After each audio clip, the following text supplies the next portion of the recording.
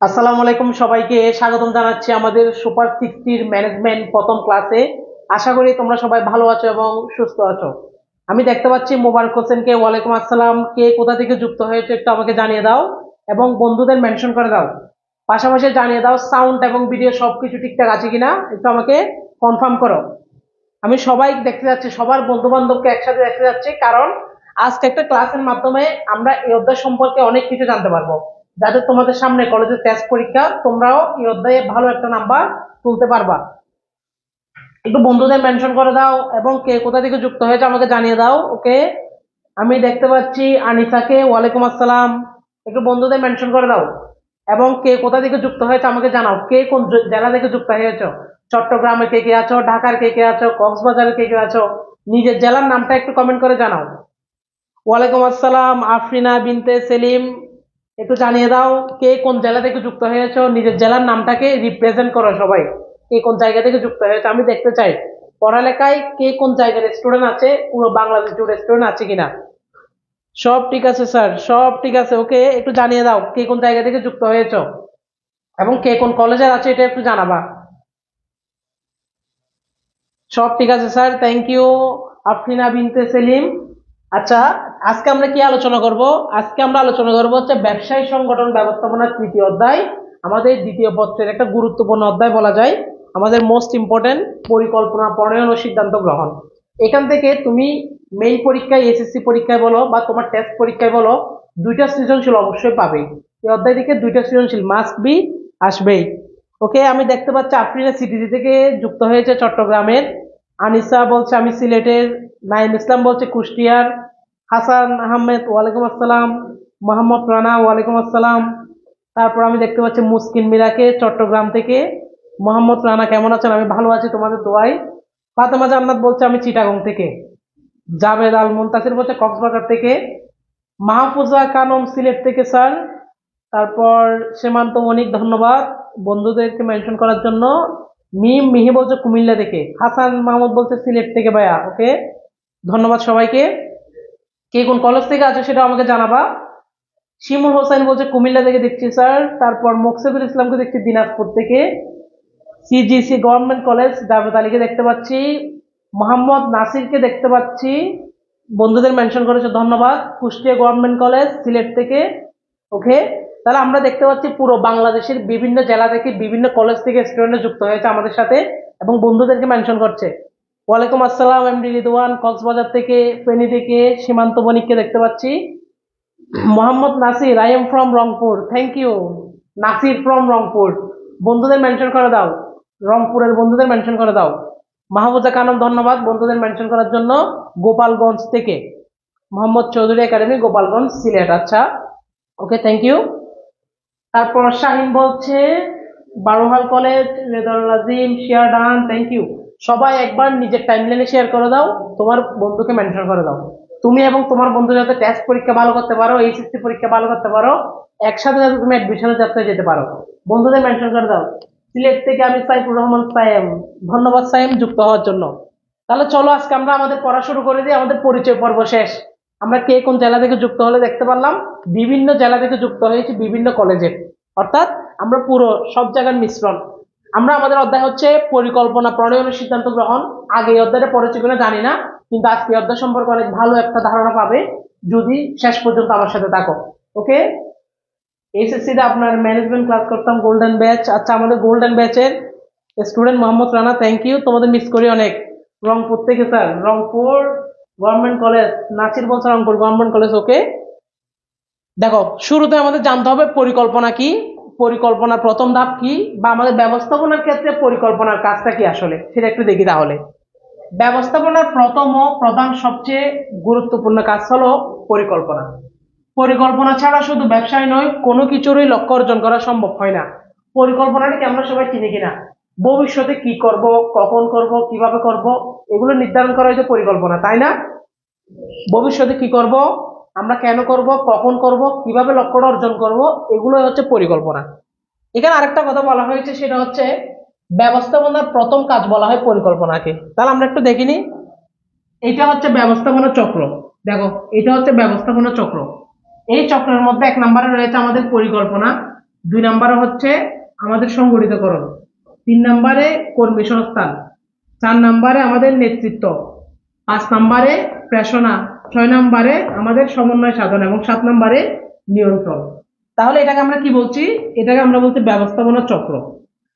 এই চক্রের মধ্যে যদি তুমি দেখতে পাও, প্রথম কাজটাই হচ্ছে পরিকল্পনা। ব্যবস্থাপনা চক্রের প্রথম কাজটা শুরু হয় কাকে দিয়ে? পরিকল্পনাকে দিয়ে। সবাই একসাথে কমেন্ট করবা, ব্যবস্থাপনা চক্রের প্রথম কাজটা শুরু হয় কাকে দিয়ে? পরিকল্পনাকে দিয়ে। তাই বলা হয় ব্যবস্থাপনা চক্রের প্রথম কাজ হচ্ছে পরিকল্পনা। ব্যবস্থাপনা চক্রের কাজ শুরু হয় কাকে দিয়ে? পরিকল্পনাকে দিয়ে। সকল কাজের ভিত্তি বলা হয় কাকে? পরিকল্পনাকে। বুঝতে পারছি কেন পরিকল্পনাকে প্রথম কাজ বলা হয়? কারণ ব্যবস্থাপনা চক্রের মধ্যে প্রথম কাজ হচ্ছে পরিকল্পনা। যে কোনো কাজ শুরু হয় কাকে দিয়ে? পরিকল্পনাকে দিয়ে। যে কোনো কাজ শুরু হয় পরিকল্পনাকে দিয়ে। তোমাদের সবার প্রিয় আনোয়ার, আনোয়ার স্যার যুক্ত হয়ে গেছে, আমিও আছি স্যার তোমাদের সাথে। ওকে, তারপর দিনাজপুর থেকে, ওয়ালাইকুম আসসালাম, ঢাকা থেকে, সব জায়গা থেকে যুক্ত হয়ে গিয়েছে। এটা আমাকে জানো সবাই, এটা বুঝতে পারছো কিনা কেন পরিকল্পনাকে প্রথম কাজ বলা হয়? এটা বুঝতে পারলে লিখো ডান। পরিকল্পনাকে প্রথম কাজ বলা হয় কারণ ব্যবস্থাপনা চক্রের প্রথম কাজই হচ্ছে পরিকল্পনা। এটা বুঝতে পারলে লিখো ডান স্যার, ডান। ওকে, দেখো তোমাদের আনোয়ার স্যার কিন্তু সবার আগে পরিকল্পনা সঠিক উত্তর দিয়ে দিয়েছে। তোমাদের আনোয়ার স্যার কিন্তু সবার তোমাদের চেয়ে এগিয়ে। আনোয়ার স্যারের আগে তোমাদের উত্তর করতে হবে, আনসার করতে হবে। তাহলে আমরা দেখতে পেলাম পরিকল্পনা হচ্ছে প্রথম এবং সবচেয়ে গুরুত্বপূর্ণ কাজ। তারপর দেখো, পরিকল্পনা সম্পর্কে বিভিন্ন আমাদের ব্যবস্থাপনাবিদ বিভিন্ন ব্যাখ্যা দিয়েছেন। এগুলো কি পরীক্ষা আসে কিনা? না, এগুলো তেমন পরীক্ষা আসে না, তেমন গুরুত্বপূর্ণ নয়। তবে তুমি একটু একটু দেখে যাবা। যেমন পরিকল্পনা সম্পর্কে তোমাদের আমাদের এই যে ডব্লিউ.এইচ নিউম্যান একটা কথা বলেছেন, পরিকল্পনা সম্পর্কে এল এর একটা কথা বলেছেন। এগুলো মুখস্থ করতে হবে না, জাস্ট একবার পড়ে যাবা, তেমন ইম্পর্টেন্ট না। পরিকল্পনার বা ব্যবস্থাপনার প্রথম ও প্রধান কাজ হচ্ছে পরিকল্পনা। কোনো কাজ করতে চাইলে শুরুতে পরিকল্পনা করতে হয়। এই পরিকল্পনা হলো ভবিষ্যৎ কাজের দিক নির্দেশনা। এটা তোমাদের দেখো, এটা একটা বোর্ড প্রশ্ন। ভবিষ্যৎ কাজের দিক নির্দেশনা কাকে বলে বা কোনটি? এটা হচ্ছে পরিকল্পনা। অর্থাৎ আমি ভবিষ্যতে কি করব, কখন করব, কিভাবে করব, সেটা আগে থেকে নির্ধারণ করাকে বলা হয় আমাদের কি? পরিকল্পনা। অর্থাৎ চিন্তা ভাবনার মাধ্যমে নির্ধারিত ভবিষ্যৎ কাজের আগাম নকশাকে বলে পরিকল্পনা। পরিকল্পনা করার জন্য আমার কোন ধরনের শ্রম হয় বলো সবাই? মানসিক নাকি শারীরিক? কমেন্ট করে জানাও। পরিকল্পনা করার জন্য কোন ধরনের শ্রম লাগে, মানসিক নাকি শারীরিক? দেখি কমেন্ট করে জানাতে পারো কিনা। পরিকল্পনার জন্য কোন ধরনের শ্রম দরকার হয়, মানসিক নাকি শারীরিক? এটা একটা বোর্ড কোয়েশ্চন। এগুলো প্রত্যেকটা প্রশ্ন তোমাদের বোর্ডে অলরেডি এসেছে, কোনো না কোনো বোর্ডে এসেছে। দেখি আমি, ভাইয়া ফার্স্ট পেপার করালে ভালো হতো। দেখো এখন যেহেতু সামনে যারা সেকেন্ড টেস্ট পরীক্ষা দিব, ওদের কিন্তু সেকেন্ড পেপার, তাই ফার্স্ট পেপারে পড়াবো, সেকেন্ড পেপারে পড়াবো, কোনো সমস্যা নেই। ওকে, মোহাম্মদ তারেক সবার আগে উত্তর দিয়েছে মানসিক। মেন্টালি মাহমুদা কালাম জানাচ্ছে মেন্টালি। স্যার ইম্পর্টেন্ট টপিক গুলো মার্ক করে দেন, সিকিউর পরে। হ্যাঁ, আমি সব মার্ক করে দিব, তোমাদেরকে দিব, একটা সাজেশন দিব। Good, very good. পরিকল্পনা করার জন্য মানসিক শ্রম দরকার হয়, শারীরিক না। চিন্তা করতে হয়, চিন্তা ভাবনা করতে হয়, তাই মানসিক শ্রম। তাই মাহমুদ বলছে মানসিক, মিহি বলছে মানসিক, আলামিন হোসেন বলছে মানসিক, মাকসুদুল মনিম বলছে মানসিক। হ্যাঁ স্যার, পরিকল্পনা করার জন্য মানসিক শ্রমের দরকার হয়। তারপর দেখো, উপরের আলোচনা থেকে আমরা কি কি জানতে পারি? এখান থেকে আমরা জানতে পারি পরিকল্পনা হচ্ছে ব্যবস্থাপনার প্রাথমিক কাজ। আমরা দেখলাম কেন এটাকে প্রাথমিক কাজ বলে। এটাকে প্রধান কাজও বলা হয়, প্রধান কাজ বলা হয়, অন্যান্য কাজের ভিত্তিও বলা হয় পরিকল্পনাকে। এরপর এটি লক্ষ্য অর্জনে সহায়তা করে। আমাদের লক্ষ্য কি, আমাদের উদ্দেশ্য কি, সেটা অর্জনে সহায়তা করে কে? পরিকল্পনা। এটি ভবিষ্যৎ কাজের দিক নির্দেশনা দেয়, ভবিষ্যতে কি করবে না করবে এটা সম্পর্কে দিক নির্দেশনা দেয় পরিকল্পনা। এটি একটি চিন্তন ও মননশীল প্রক্রিয়া, এটাও একটা বোর্ড কোয়েশ্চন। পরিকল্পনা হচ্ছে একটি মননশীল প্রক্রিয়া, একটি চিন্তনশীল প্রক্রিয়া, একটি মানসিক প্রক্রিয়া। এটি বিকল্প কর্মপদ্ধতি নির্ধারণ করে। অতএব পরিকল্পনা কাকে বলে এখানে দেওয়া হয়েছে। সৃজনশীল যখন তোমাদের ক নাম্বার একটা কমন কোয়েশ্চন, পরিকল্পনা কাকে বলে, পরিকল্পনা কি, পরিকল্পনা বলতে কি বুঝো, এটার একটা পূর্ণাঙ্গ সংজ্ঞা হচ্ছে দেখো, লক্ষ্য অর্জনের জন্য কোন কাজ কে করবে, কিভাবে করবে, কখন করবে, কত সময়ের মধ্যে করা হবে প্রভৃতি নির্ধারণ করা একটা পরিকল্পনা বলে। এটা হচ্ছে পরিকল্পনার পূর্ণাঙ্গ সংজ্ঞা। তুমি এটা লিখলে 1 নাম্বার একদম হুবহু পাবা। আমার মুখস্থ করতে হবে না, আমি জাস্ট দেখলে বুঝতে পারবো ভবিষ্যতে লক্ষ্য অর্জনের জন্য আমি কোন কাজ কি করব, কিভাবে করব, কখন করব, কত সময়ের মধ্যে শেষ করব, সেটা হচ্ছে আমাদের জন্য কি পরিকল্পনা। তার মানে তোমরা পরিকল্পনার সংজ্ঞাটা বুঝে গিয়েছো, পরিকল্পনা কাকে বলে। এবার আসো পরিকল্পনার বৈশিষ্ট্য, যেখান থেকে আমাদের প্রশ্ন আসে। পরিকল্পনার বৈশিষ্ট্যগুলো থেকে আমাদের কি আছে স্যার, প্রশ্ন এসে থাকে। তাহলে চলো আমরা পরিকল্পনার বৈশিষ্ট্যগুলো পড়ি। এই যে উত্তম পরিকল্পনার বৈশিষ্ট্য, একটা পরিকল্পনা উত্তম হতে হলে কি কি বৈশিষ্ট্য থাকতে হবে। উত্তম পরিকল্পনার বৈশিষ্ট্য, সৃজনশীল অনেক সময় তোমাকে প্রশ্ন করে, সৃজনশীল 2 নাম্বারে প্রশ্ন করে দেখো, উদ্দীপকের মিস্টার এক কোন বৈশিষ্ট্যের কারণে, পরিকল্পনার কোন বৈশিষ্ট্যের কারণে সফল হতে পারেনি ব্যাখ্যা করো, বিশ্লেষণ করো। তখন তোমাকে আইডেন্টিফাই করতে হবে কোন বৈশিষ্ট্যটার কারণে পরিকল্পনাটা সঠিক হয়নি। তার মানে পরিকল্পনার বৈশিষ্ট্যগুলো বোঝা কিন্তু তোমার জন্য দরকার, কারণ সৃজনশীলে আসে কিন্তু এরকম প্রশ্ন পাবা। উদ্দীপকের মিস্টার এক্স পরিকল্পনার কোন বৈশিষ্ট্যের কারণে তার প্রতিষ্ঠান সফল হতে পারেনি বা তিনি তার কাঙ্ক্ষিত লক্ষ্য অর্জন করতে পারেনি। তার মানে পরিকল্পনার বৈশিষ্ট্যগুলো মাস্ট বি জানতে হবে। প্রথমে দেখো, প্রথম বৈশিষ্ট্যটা কি, নির্দিষ্ট লক্ষ্য উদ্দেশ্য। পরিকল্পনা একটা নির্দিষ্ট লক্ষ্য ও উদ্দেশ্যকে টার্গেট করে তৈরি করা হয় পরিকল্পনাটা। আমি যদি ধরি এখানে যারা রয়েছে সবাই এইচএসসি 25 সালে পরীক্ষা দিবা, তোমাদের পরিকল্পনা কি? তোমাদের পরিকল্পনা হচ্ছে আমরা ভালো রেজাল্ট করব, আমরা এইচএসসি তে একটা সর্বোচ্চ ভালো রেজাল্ট করবো, এটা হচ্ছে আমাদের লক্ষ্য। এখন এই লক্ষ্যটা বাস্তবায়ন করার জন্য তোমার পরিকল্পনা করতে হবে। পরিকল্পনাটা কেমন হবে, দিনে 7 থেকে 8 ঘন্টা পড়ার একটা রুটিন তৈরি করতে হবে, ডেইলি প্র্যাকটিস করতে হবে, নিয়মিত পড়ালেখা করতে হবে, নিয়মিত সিকিউ লিখতে হবে, হাতের লেখা সুন্দর করতে হবে, সিলেবাস কমপ্লিট করতে হবে। তার মানে তুমি তোমার লক্ষ্য অর্জনের জন্য কি করতেছো, পরিকল্পনা করতেছো। তাই নির্দিষ্ট লক্ষ্য উদ্দেশ্য রাখতে হবে একটা পরিকল্পনা। ভবিষ্যৎ দিক নির্দেশনা, ভবিষ্যতে কোন কাজ কিভাবে করবে, কেমনে করবে, কখন করবে, কত সময়ের ভিতর করবে, এই সম্পর্কে দিক নির্দেশনা কি পরিকল্পনা। এটা হচ্ছে উত্তম পরিকল্পনার বৈশিষ্ট্য। পরিকল্পনাটা হতো উত্তম, সবচেয়ে শ্রেষ্ঠ, সবচেয়ে ভালো, সেটাকে বলে উত্তম পরিকল্পনা। তাহলে ভবিষ্যৎ দিক নির্দেশনাও উত্তম পরিকল্পনার বৈশিষ্ট্য। এরপর দেখো নিরবিচ্ছিন্নতা, এটা হচ্ছে পরীক্ষায় বেশি উত্তর হয়। এই নিরবিচ্ছিন্নতা দেখবো পরীক্ষায় বেশিরভাগ উত্তর হয় এটাই। কেন, এটা কি জিনিস আসলে, চলো একটু বুঝি। নিরন্তর বা অবিরাম কাজের ধারাবাহিকতা রক্ষা করাই হলো নিরবিচ্ছিন্নতা। অর্থাৎ কোন একটা কাজের ধারাবাহিকতা রক্ষা করা, এই কাজটার পর এই কাজটা হবে, এটার পর এটা হবে, এটার পর এটা হবে, ধারাবাহিকতা রক্ষা করাই হচ্ছে নিরবিচ্ছিন্নতা। পরিকল্পনা অনুযায়ী কাজ হলে তা যেন নিরবিচ্ছিন্নভাবে চলতে থাকে, সেদিকে খেয়াল রাখতে হবে। অর্থাৎ আমি পরিকল্পনা অনুযায়ী কোনো কাজ শুরু করলে সেটা ধাপে ধাপে শেষ করতে হবে, এলোমেলো করে কাজটা হলে হবে না। এটাই হচ্ছে নিরবিচ্ছিন্নতা। বেশিরভাগ সৃজনশীলের 2 নাম্বারে দেখবে এই আনসারটা হয় নিরবিচ্ছিন্নতার, পরিকল্পনার নিরবিচ্ছিন্নতা বৈশিষ্ট্যের কারণে উদ্দীপকের মিস্টার এক্স সফল হতে পারেনি, এই টাইপের আনসার গুলো হয়ে থাকে। তাহলে একটু আমাকে জানাও তো নিরবিচ্ছিন্নতা বুঝছো কিনা। নিরবিচ্ছিন্নতা বুঝলে দেখো ডান। নিরবিচ্ছিন্নতা হলো ধারাবাহিকভাবে কাজগুলো করে যাওয়া, ধারাবাহিকভাবে একটার পর একটা ধাপ, স্টেপ 1, স্টেপ 2, স্টেপ 3, স্টেপ 4, এভাবে যাতে আমি ধারাবাহিকতাটা মেনটেন করতে পারি, এটা যাতে আমাদের এলোমেলো না হয়, এটাই হচ্ছে নিরবিচ্ছিন্নতা। এটা কিসের বৈশিষ্ট্য, উত্তম পরিকল্পনার বৈশিষ্ট্য। একটু ডান লিখো তো সবাই, এই 3টা বৈশিষ্ট্য বুঝলে লিখো ডান। এই 3টা বৈশিষ্ট্য পারলে লিখো ডান। ওকে, আমি আজকে ফার্স্ট আপনাদের পেজে ক্লাস করতেছি, মোহনা বয়ান। থ্যাংক ইউ, একটু বন্ধুদের মেনশন করে দাও এবং শেষ পর্যন্ত ক্লাসে থাকো, আমাকে জানাবা ক্লাসটা কেমন লেগেছে। অনেক কিছু শিখতে পারবো আজকে ক্লাস থেকে। মাহমুদা কালাম লিখেছে ডান, মুস্কান মিয়া লিখছে ডান, পূজা শিকদার বলছে ডান, ইরিন বন্ধুদের মেনশন করেছে thank you, Afrina Binte Selim done, MD Ridwan done, thank you thank you, সবাই লিখছে ডান। আরো বৈশিষ্ট্য রয়েছে, সেগুলো বুঝতে হবে, চলো সেগুলো শেষ করি। এবং পাশাপাশি নিজের টাইম লাইনে বন্ধুদের একবার শেয়ার করে দাও, একটু কষ্ট করে মেনশন এবং শেয়ার করো। পূর্বানুমান, দেখো পরিকল্পনাটা করতে হবে আমার পূর্বানুমান অনুযায়ী। অর্থাৎ পূর্বে যদি আমি কোনো পরিকল্পনা করে থাকি, সেই পরিকল্পনাটা আমি বাস্তবায়ন করতে পেরেছিলাম কিনা। পূর্বে আমি একটা পরিকল্পনা করেছিলাম, সেটা আমি বাস্তবায়ন করতে পেরেছিলাম কিনা, সেই পূর্বের অনুমান অনুযায়ী ভিত্তি করে আমি নতুন পরিকল্পনাটা করব। পূর্বের অনুমান অনুযায়ী ভিত্তি করে আমি নতুন পরিকল্পনাটা করব, এটা হচ্ছে পূর্বানুমান। মিতব্যয়িতা, মিতব্যয়িতা মানে কি দেখো, মিতব্যয়িতা মানে হচ্ছে প্রতিষ্ঠানের খরচ কি হবে, প্রতিষ্ঠানের খরচ কম হবে, প্রতিষ্ঠানের লাভ বেশি হবে। তার মানে আমার পরিকল্পনাটা এমন হতে হবে যেটা প্রতিষ্ঠানের খরচকে কমাবে, প্রতিষ্ঠানের লাভকে বাড়াবে। এটাই হচ্ছে মিতব্যয়িতা। মিতব্যয়িতা মানে হচ্ছে খরচ কমানো, লাভ বাড়ানো। যেখানে খরচ যত কমবে, অপচয় যত কমবে, প্রতিষ্ঠানের লাভ তত বাড়বে। তাহলে মিতব্যয়িতা হচ্ছে উত্তম পরিকল্পনার একটি বৈশিষ্ট্য। এরপর হচ্ছে সহজবোধ্যতা। পরিকল্পনা হতে হবে সহজবোধ্য, যেন সবাই বুঝতে পারে।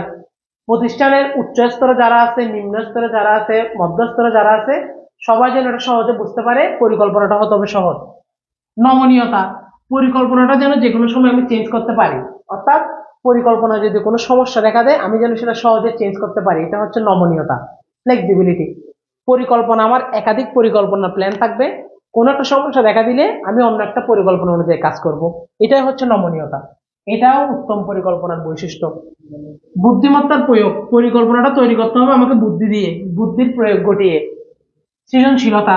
সৃজনশীলতা মানে কি? নতুন নতুন কিছু সৃষ্টি করা। যেমন আমাদের সৃজনশীল লিখতে হয় না, এখানে কিন্তু আমাদের চিন্তা করে ভেবে চিন্তে লিখতে হয়।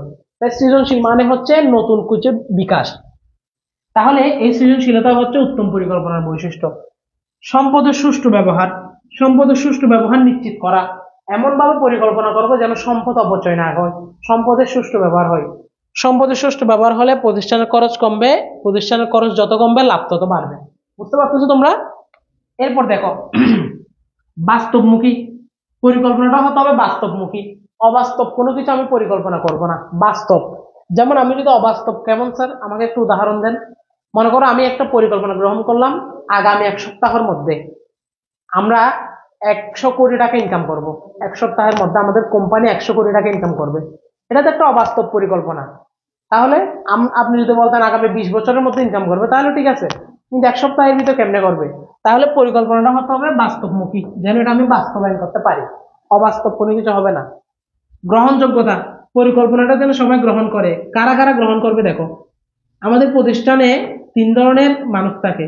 যারা উচ্চ স্তরে কাজ করে, যারা মধ্য স্তরে কাজ করে, এবং যারা নিম্ন স্তরে কাজ করে। তাহলে এই 3টে স্তরের কথা চিন্তা করে আমাকে পরিকল্পনাটা তৈরি করতে হবে। পরিকল্পনাটা যেন সবাই গ্রহণ করতে পারে, আমাকে সেভাবে তৈরি করতে হবে। সবার মাঝে যেন কাজগুলো সমানভাবে ভাগ করে দেওয়া হয়। এইগুলো সেজন্য বলা হচ্ছে, এগুলো সব উত্তম পরিকল্পনার বৈশিষ্ট্য। তথ্য নির্ভর পরিকল্পনা তৈরি করতে হয় বিভিন্ন তথ্য, ইনফরমেশন কালেক্ট করে। যত বেশি ইনফরমেশন কালেক্ট করবো, তত পরিকল্পনাটা আমার তত বেশি সঠিক হবে। সমন্বয় সাধন। পরিকল্পনা সবাইকে সমন্বয় সাধন করে একসাথে হয়ে কাজ করে। এই উচ্চ স্তর, মধ্য স্তর, নিম্ন স্তর সবাইকে একসাথে হয়ে একটা সমন্বয় হয়ে কাজ করে, সেটা হচ্ছে পরিকল্পনা। এরপর হচ্ছে সামঞ্জস্যতা। সবার সাথে সামঞ্জস্যতা হিসেবে কাজ করে। উচ্চ স্তরকে যে কাজটা দিবে, মধ্য স্তরকে সেম কাজ, যেন কাকে কাজ কম বেশি না দেয়। মনে করো কোনো একটা স্তরকে কাজ বেশি দিয়ে দিচ্ছে, তখন ওরা কি হবে? তখন ওরা একটু নেগেটিভ ফিল করবে, আমাদের বেশি কাজ করাচ্ছে, অন্যান্য জায়গায় ওরা কাজ করতেছে না। তাই পরিকল্পনাটা করতে হবে যেন সবাই সমানভাবে কাজ করে, সমানভাবে পরিশ্রম দেয়। এগুলো সব হচ্ছে আমরা কি বললাম, উত্তম পরিকল্পনার বৈশিষ্ট্য। এবার আমাকে জানাও তো ক্লিয়ার কিনা, সবাই লিখো ডান অথবা ক্লিয়ার। তোমরা যদি এই উত্তম পরিকল্পনার বৈশিষ্ট্যগুলো বুঝে থাকো, তাহলে লিখো ডান। এগুলো তোমাদের বইয়ে দেখবো অনেক বড় বড় করে দেওয়া আছে। কিন্তু আমি যদি কনসেপ্টটা ক্লিয়ার রাখি, কনসেপ্টটা বুঝলে আমি ইজিলি আনসার করতে পারবো। কোনটা মানে কি বোঝাচ্ছে? পূর্বানুমান, মিতব্যয়িতা, সহজবোধ্যতা, নমনীয়তা, বুদ্ধিমত্তার প্রয়োগ, সৃজনশীলতা, এগুলো তো আমরা ইজিলি বুঝতেছি। লিখো তো ডান, লিখো সবাই। হ্যাঁ, আয় বুঝে ব্যয় করা হচ্ছে মিতব্যয়িতা। স্বর্ণালী দাস বলছে গুড। ওকে, মোহনা ডান, মুস্কান বলছে ডান, উম্মে সিমন বন্ধুদের মেনশন করছে, মোবারক হোসেন ডান, থ্যাংক ইউ স্যার। মোকসেদুল মুমিন বলছে ডান, সাইমা আহমেদ ডান, আফরিনা বিনতে সেলিম লিখছে ডান, থ্যাংক ইউ সবাইকে। তাহিনা আহমেদ চৌধুরী ডান। এবার আসো, আমরা এর পরবর্তীতে আরেকটা গুরুত্বপূর্ণ টপিক পড়বো। দেখো, আমরা এবার হচ্ছে পরিকল্পনার লক্ষ্যটা পড়বো।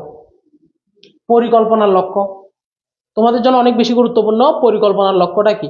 আমাদের লক্ষ্য চিন্তা হবে, বিভিন্ন প্রকার লক্ষ্য নিয়ে কাজ করব আমরা। পরিকল্পনা কোন লক্ষ্য নিয়ে কাজ করে সেগুলো দেখব। তারপর পরিকল্পনার প্রকারভেদ দেখব, যেখান থেকে সবগুলো সৃজনশীল এখান থেকে আসবে। একটু পরে আমি আলোচনা করছি পরিকল্পনার প্রকারভেদ, যেখান থেকে সবগুলো সৃজনশীল তুমি পাবা। তাহলে প্রথমে আমরা আলোচনা করি হচ্ছে পরিকল্পনার লক্ষ্য। এটা কি? লক্ষ্য হলো কোনো পরিকল্পনার মূল ইচ্ছা বা অভিপ্রায় বা কাঙ্ক্ষিত ফল। কোন প্রতিষ্ঠানের দীর্ঘমেয়াদী পরিকল্পনা যে নির্ধারিত বা প্রত্যাশিত ফলাফল অর্জনের উদ্দেশ্যে প্রণীত হয় তাকে লক্ষ্য বলে। তার মানে লক্ষ্য কেমন হয়? দীর্ঘমেয়াদী হয়। আমরা যখন কোনো দীর্ঘমেয়াদী পরিকল্পনা করি সেটা হচ্ছে আমাদের কি? লক্ষ্য। সেটা হচ্ছে আমাদের কি স্যার? লক্ষ্য। লক্ষ্য ব্যবস্থাপনা প্রক্রিয়ার মূল কেন্দ্রবিন্দু, এই যেগুলো এমসিকিউতে আসে। ব্যবস্থাপনা প্রক্রিয়ার মূল কেন্দ্রবিন্দু কি? লক্ষ্য। একে কেন্দ্র করে প্রতিষ্ঠানের প্রয়োজনীয় পরিকল্পনা বা অভিপ্রায় বা কাঙ্ক্ষিত প্রণয়ন ও অন্য কার্যাবলী সম্পাদন হয়। অর্থাৎ লক্ষ্য অনুযায়ী আমরা কিন্তু পরিকল্পনাগুলো করি। আমার প্রতিষ্ঠানের লক্ষ্য কি? যেমন আমাদের প্রতিষ্ঠান হচ্ছে পড়ালেখা। পড়ালেখার লক্ষ্য হচ্ছে পুরো বাংলাদেশের সবগুলো স্টুডেন্টকে সেবা দেওয়া, উন্নত মানের সেবা দেওয়া। যারা পড়ালেখা থেকে বঞ্চিত, যারা ভালো সুযোগ সুবিধা থেকে বঞ্চিত, তাদেরকে সর্বোচ্চ সেবা দেওয়া হচ্ছে আমার প্রতিষ্ঠানের লক্ষ্য। তার মানে এই লক্ষ্য অনুযায়ী আমরা কাজ করতেছি, এই লক্ষ্য অনুযায়ী আমরা ফ্রি ক্লাস নিচ্ছি, এই লক্ষ্য অনুযায়ী তোমাদের জন্য নিত্য নতুন ভিডিও দিচ্ছি যাতে তোমরা ফ্রিতে অনেক কিছু শিখতে পারো। এভাবে আমরা লক্ষ্য নিয়ে কাজ করে যাই, একে আমরা বলি কি? লক্ষ্য। তাই ব্যবস্থাপনার মূল কেন্দ্রবিন্দু হচ্ছে লক্ষ্য। লক্ষ্যকে ঘিরে আমাদের পুরো পরিকল্পনাটা কি করা হয়? তৈরি করা হয়। বুঝছো কিনা একটু জানাতো স্যার? বুঝছো কিনা জানাও। তাই লক্ষ্য ও পরিকল্পনা একে অপরের পরিপূরক, অবিচ্ছেদ্য অঙ্গ। ওদেরকে, লক্ষ্য এবং পরিকল্পনাকে বিচ্ছেদ করা যাবে না, একজন অন্যজন থেকে বিচ্ছেদ করা যাবে না। ওরা একজন আরেকজনের সাথে কি? সম্পৃক্ত। বুঝতে পারছি? একটু জানাও তো স্যার। লক্ষ্য জিনিসটাকে চিনে ফেলছি আমরা। লক্ষ্য, পরিকল্পনা, পরিকল্পনা করা হয় লক্ষ্য অনুযায়ী। লক্ষ্য হচ্ছে আমাদের মূল কেন্দ্রবিন্দু। ক্লিয়ার? সবাই জানাও ক্লিয়ার কিনা? এরপর আমরা দুইটা জিনিস নিয়ে শিখবো। সেটা হচ্ছে, দেখো, ইয়েস, আমরা লক্ষ্যের প্রকারভেদ নিয়ে শিখবো। লক্ষ্যের প্রকারভেদ, দেখো লক্ষ্যের কিন্তু অনেক প্রকারভেদ রয়েছে।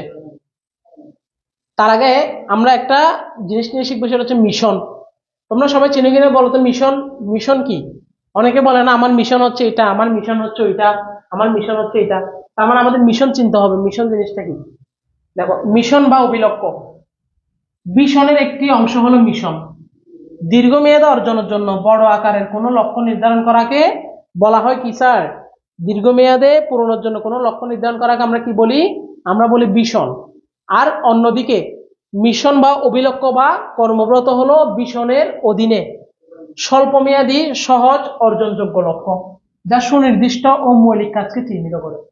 এটা দ্বারা কি বোঝাচ্ছে? এটা দ্বারা তো বুঝতেছি না স্যার। এটা কত নং চ্যাপ্টার? সাইমা সুলতানা বলছে স্যার এটা দ্বিতীয় পত্র, চ্যাপ্টার 3, পরিকল্পনা। তাহলে মিশন এবং ভিশনটা কি আমাকে একটু বুঝিয়ে দেন স্যার। চলো আমরা মিশন এবং ভিশনটা একটু বুঝি। কোনটা মিশন, কোনটা ভিশন? প্রথমে আমি লিখলাম এখানে mission versus vision. Mission versus vision. দেখো কেমনে চিনবো কোনটা মিশন, কেমনে চিনবো কোনটা ভিশন? মিশন হচ্ছে স্বল্প মেয়াদী।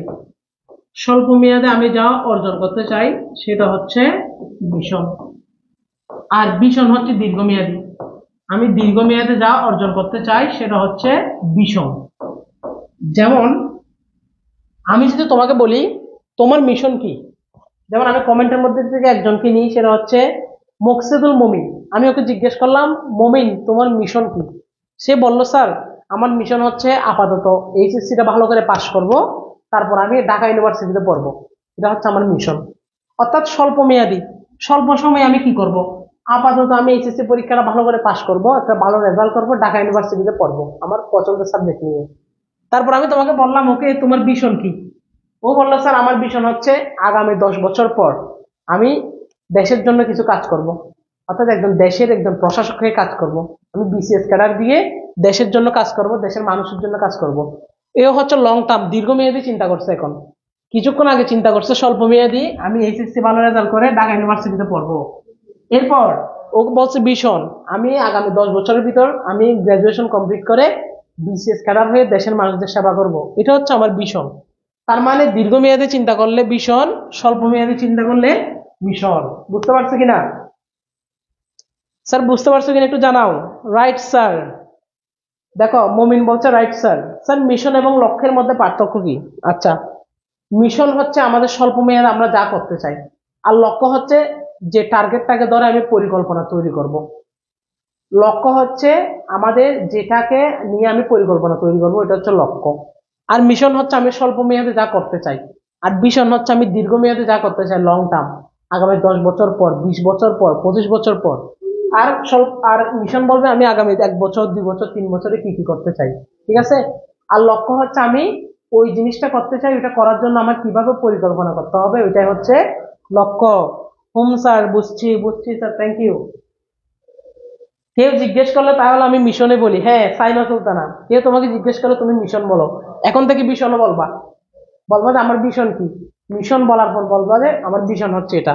স্যার মিশন এবং ভিশন ক্লিয়ার? এখান থেকে একটা প্রশ্ন পাবাই, মিশন এবং ভিশন থেকে একটা প্রশ্ন পাবাই, হয় ক নাম্বারে, হয় ক্ষয় নাম্বারে, নাহলে গ নাম্বারে। মিশন এবং ভিশনটা ক্লিয়ার থাকলে, এবং এমসিকিউ তো তুমি পেতে পারো। তাহলে বইয়ের পড়া থেকে আমরা একটু উদাহরণ দিলে বেশি বুঝি, বইয়ের রিডিং গুলো থেকে আমরা একটু উদাহরণ দিয়ে পড়লে অনেক বেশি মনে থাকে, সেজন্য আমি তোমাদের একটু উদাহরণ দিয়ে পড়াচ্ছি। তারপর আমরা 3 ধরনের লক্ষ্য নিয়ে কাজ করব। দেখো, লক্ষ্যকে 3 ভাগ করা হয়েছে, 3 ধরনের লক্ষ্য নিয়ে আমরা কাজ করবো। দেখো, প্রথমটা হচ্ছে রণনৈতিক লক্ষ্য। লক্ষ্যকে 3টা ভাগ করা হয়েছে, রণনৈতিক লক্ষ্য, তারপর আমরা কৌশলগত লক্ষ্য নিয়ে কাজ করব, তারপর কার্যগত লক্ষ্য নিয়ে কাজ করব। একটা একটা লক্ষ্য আমরা শিখি আগে, তারপর প্রথমে আমরা শিখবো হচ্ছে রণনৈতিক লক্ষ্য নিয়ে। এটা কি? প্রতিষ্ঠানের নির্বাহীর পরিবর্তিত পরিস্থিতি মোকাবিলা করার জন্য দীর্ঘমেয়াদে যে পরিকল্পনা প্রণয়ন, লক্ষ্য নির্ধারণ ও নীতিমালা প্রণয়ন করে তাকে রণনৈতিক লক্ষ্য বলে। তার মানে রণনৈতিক লক্ষ্য চেনার উপায় কি? রণনৈতিক লক্ষ্য করা হয় কোন মেয়াদে? প্রথম কথা, দীর্ঘমেয়াদে। এবং এটা কি কাজ করে? এটা পরিকল্পনা প্রণয়ন করে, এটা প্রতিষ্ঠানের লক্ষ্য নির্ধারণ করে, এটা নীতিমালা প্রণয়ন করে, তাহলে তাকে রণনৈতিক লক্ষ্য বলে।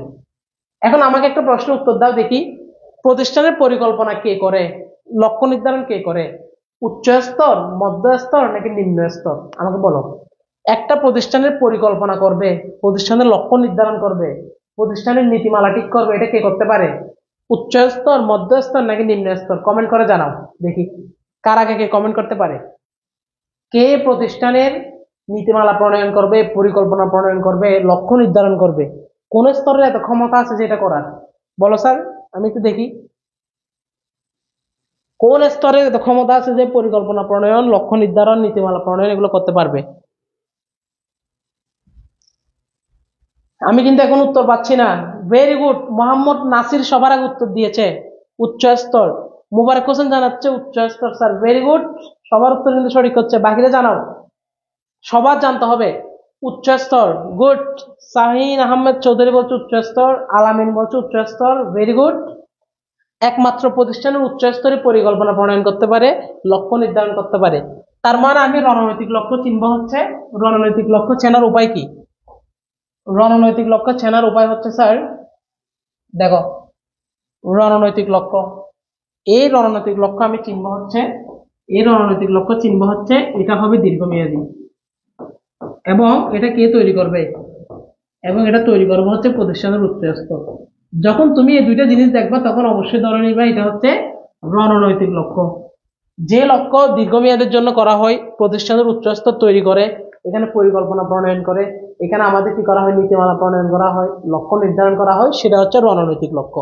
তোমাকে সৃজনশীল গ নাম্বারে জিজ্ঞেস করবে, উদ্দীপকের মিস্টার রফিক সাহেব কোন ধরনের লক্ষ্য নির্ধারণ করেছেন, ব্যাখ্যা করো। তার মানে তোমাকে চিন্তা হবে এটা কোন ধরনের লক্ষ্য। যদি তুমি দেখো উনি দীর্ঘমেয়াদের জন্য করছে, 5 বছর, 10 বছর, 15 বছর, এবং উনি উচ্চ স্তরের কর্মকর্তা, তাহলে ধরে নিবে এটা হচ্ছে কি, রণনৈতিক লক্ষ্য। ডান? রণনৈতিক লক্ষ্য ডান কিনা? Good. Swarnali Das, Sanjida, MD Ridwan, Umme Simon, good, very good, উচ্চ স্তর। আবার আমাকে বলো রণনৈতিক লক্ষ্য চিনবা কিনা তোমরা? রণনৈতিক লক্ষ্য হবে দীর্ঘমেয়াদী, রণনৈতিক লক্ষ্য তৈরি করবো হচ্ছে উচ্চ স্তরে। আবার আমাকে জানাও তো স্যার বুঝছো কিনা, রণনৈতিক লক্ষ্যটা চিনতে পারবা কিনা পরীক্ষায়, রণনৈতিক লক্ষ্য যে সেটা। ডান স্যার, ডান। মোহাম্মদ নাসির বলছে ডান, সাইমা সুলতানা বলছে ডান, থ্যাংক ইউ স্যার। আমরা একটা লক্ষ্য চিনে চিনে ফেললাম। তারপর আসি স্যার 2 নম্বর লক্ষ্যে আসি। একটা লক্ষ্য চিনে ফেলেছি, 2 নম্বর লক্ষ্য। 2 নম্বর লক্ষ্যের নাম হচ্ছে আমাদের কৌশলগত লক্ষ্য। এখন আমরা কৌশলগত লক্ষ্য চিনব। কৌশলগত লক্ষ্যটা কি? প্রতিষ্ঠানের মধ্য পর্যায়ের ব্যবস্থাপকরা কৌশলগত লক্ষ্য নির্ধারণ করেন।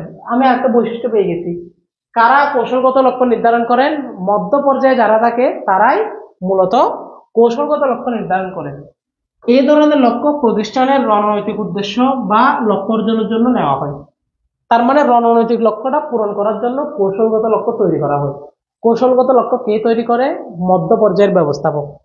যেমন নির্ধারিত পরিমাণ উৎপাদন বাড়ানোর জন্য শ্রমিক না বাড়িয়ে কর্মরত শ্রমিকদের অতিরিক্ত কর্মঘণ্টা বাড়ানো, এটা হচ্ছে কৌশলগত লক্ষ্য। এখন কৌশলগত লক্ষ্য কেমনে চিনব সেটা আরেকটু সহজ করে দিচ্ছি আগের মতো করে। কৌশলগত লক্ষ্য কেমনে চিনব সেটা একটু সহজ করে দিচ্ছি। কৌশলগত লক্ষ্য তৈরি করবে কারা? মধ্য পর্যায়ের ব্যবস্থাপক, মধ্য পর্যায় অথবা মধ্যস্তরে যারা আছে তারা। এটা কত সময়ের জন্য তৈরি করা হবে? এটা মধ্যমেয়াদী হবে, মধ্যমেয়াদের জন্য তৈরি করা হবে। এর আগে ছিল দীর্ঘমেয়াদ, এটা মধ্যমেয়াদ বা এটাও দীর্ঘমেয়াদ হতে পারে, দুইটাই হতে পারে। তার মানে আমি কেমনে চিনবো যে স্যার এটা কৌশলগত লক্ষ্য? এটা আমি চিনবো হচ্ছে, এটা তৈরি করবো হচ্ছে মধ্য পর্যায়ের ব্যবস্থাপকরা বা মধ্যস্তরে যারা রয়েছে তারা, এবং এটা মধ্যমেয়াদী হতে পারে, দীর্ঘমেয়াদী হতে পারে। আমি এটা দেখে চিনবো এটা হচ্ছে মধ্য পর্যায়ের ব্যবস্থাপকরা তৈরি করে, সেটা হচ্ছে কৌশলগত। আর যারা উচ্চ স্তরের ব্যবস্থাপকরা তৈরি করে সেটা হচ্ছে রণনৈতিক লক্ষ্য। বুঝতে পারছো? ডান? জানাও ডান কিনা জানাও। বুঝছি? ক্লিয়ার? রণনৈতিক কৌশলগত লক্ষ্য চিনে ফেললাম, রণনৈতিক লক্ষ্য চিনে ফেললাম। কৌশলগত লক্ষ্য উচ্চ স্তরে তৈরি করে দীর্ঘমেয়াদের জন্য, কৌশলগত লক্ষ্য মধ্য পর্যায়ে তৈরি করে মধ্যমেয়াদের জন্য, আবার মাঝে মধ্যে দীর্ঘমেয়াদের জন্য। ক্লিয়ার? স্যার পিডিএফ দিবেন? জি স্যার। যারা ক্লাসের শেষ পর্যন্ত থাকবে স্ক্রিনশট দিবে, সবাইকে পিডিএফ দেওয়া হবে, এটা আমার কথা। এরপর 3 নম্বর লক্ষ্যে দেখো কার্যগত লক্ষ্য। কার্যগত লক্ষ্য কি? কার্যগত লক্ষ্য কাকে বলে? দুইটা লক্ষ্য তো চিনলাম। কৌশলগত লক্ষ্য বাস্তবায়নের জন্য কাজের ক্ষেত্রে বা উপবিভাগ পর্যায়ে যে লক্ষ্য নির্ধারণ করা হয় তাকে কার্যগত লক্ষ্য বা কার্য সম্বন্ধীয় লক্ষ্য বলে। তার মানে রণনৈতিক লক্ষ্য পূরণ করার জন্য কৌশলগত লক্ষ্য, কৌশলগত লক্ষ্য পূরণ করার জন্য কার্য সম্বন্ধীয় লক্ষ্য বা কার্যগত লক্ষ্য। একটার সাথে একটু রিলেটেড দেখো, একটার সাথে একটু রিলেটেড। রণনৈতিক লক্ষ্য পূরণ করার জন্য কৌশলগত লক্ষ্য, কৌশলগত লক্ষ্য পূরণ করার জন্য কার্যগত লক্ষ্য।